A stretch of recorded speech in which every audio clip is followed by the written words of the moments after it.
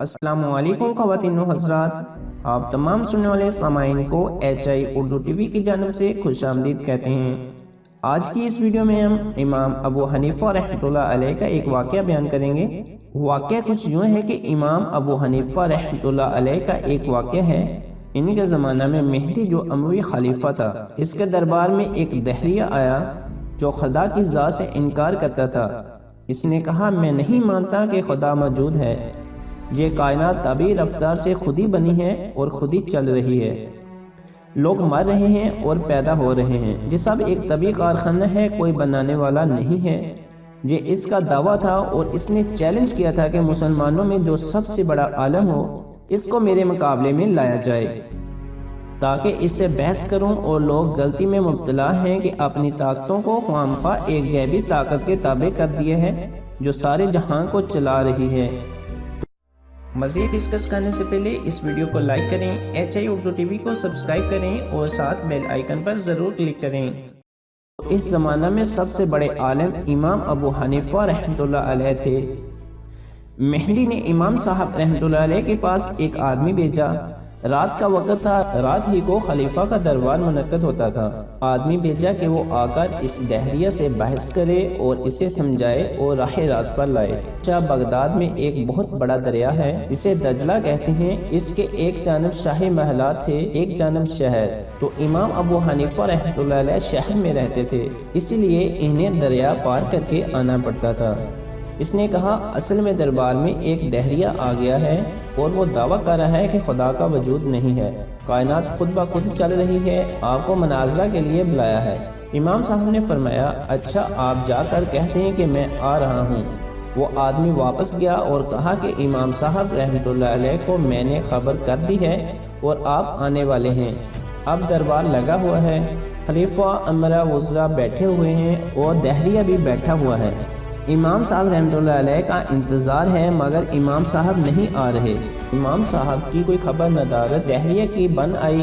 اس نے کہا، معلوم ہوتا ہے کہ امام صاحب ڈر گئے ہیں اور سمجھ گئے ہیں کہ کوئی بڑا فلسفی آیا ہے، میں اس سے نمٹ نہیں سکوں گا، اس واسطے گھر میں چھپ کر بیٹھ گئے ہیں اور آپ یقین رکھیں وہ نہیں آئیں گے، میرے مقابلے میں کوئی نہیں آ سکتا۔ اب خلیفہ بھی متعمل ہیں، درباری بھی حیران ہیں اور دہریہ بیٹھا ہوا شیخی دکھا رہا ہے۔ تو اتنے میں امام صاحب پہنچے، دربار میں حاضر ہوئے۔ خلیفہ وقت نے تعظیم کی جیسے علماء ربانی کی جاتی ہے۔ تمام دربار کھڑا ہو گیا۔ خلیفہ نے امام صاحب رحمۃ اللہ علیہ سے کہا کہ آپ اتنی دیر میں کیوں آئے؟ آخر اتنی تاخیر کی کیا وجہ پیش آئی؟ شاہی حکم تھا، اس کی تعمیل جلدی ہونی چاہیے تھی۔ امام صاحب رحمۃ اللہ علیہ نے فرمایا کہ ایک عجیب و غریب حادثہ پیش آ گیا جس کی وجہ سے مجھے دیر لگی اور عمر بھر میں نے ایسا واقعہ کبھی نہیں دیکھا۔ میں حیران ہوں کہ کیا قصہ پیش آیا۔ اس قدر مت سے بیان کیا کہ سارا دربار حیران ہو گیا کہ کیا حادثہ پیش آ گیا۔ فرمایا، بس عجیب و غریب یہ واقعہ تھا اور خود مجھے بھی ابھی تک سمجھ میں نہیں آ رہا۔ جب سارے دربار کو خود شوق دلا دیا اور سب سرکاپے شوق من گئے، حتیٰ کہ خود امیر المومنین نے بھی کہا کہ فرمائیے کیا قصہ پیش آیا۔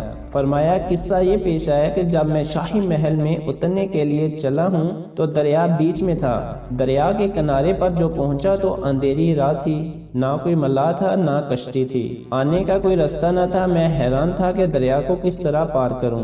اس شچو پن میں کھڑا ہوا تھا کہ میں نے یہ حادثہ دیکھا کہ دریا کے اندر سے خود بخود لکڑی کے نہایت ہی آمودہ بنے ہوئے تختے نکلنے شروع ہوئے۔ میں تحیر سے دیکھ رہا تھا کہ یا اللہ، دریا میں سے تو موتی نکل سکتا ہے، مچھلی نکل سکتی ہے، مگر یہ بنے ہوئے تختے کہاں سے آئے؟ ابھی میں اسی حیرت میں تھا کہ اس سے عجیب واقعہ پیش آیا کہ تختے خود بخود جڑنے شروع ہوئے، جڑتے جڑتے کشتی کی صورت ہو گئی۔ میں نے کہا، یا اللہ، یہ کس طرح سے کشتی بن گئی؟ آخر انہیں کون جوڑ رہا ہے؟ اوپر نیچے خود بخود تختے لگے جا رہے ہیں۔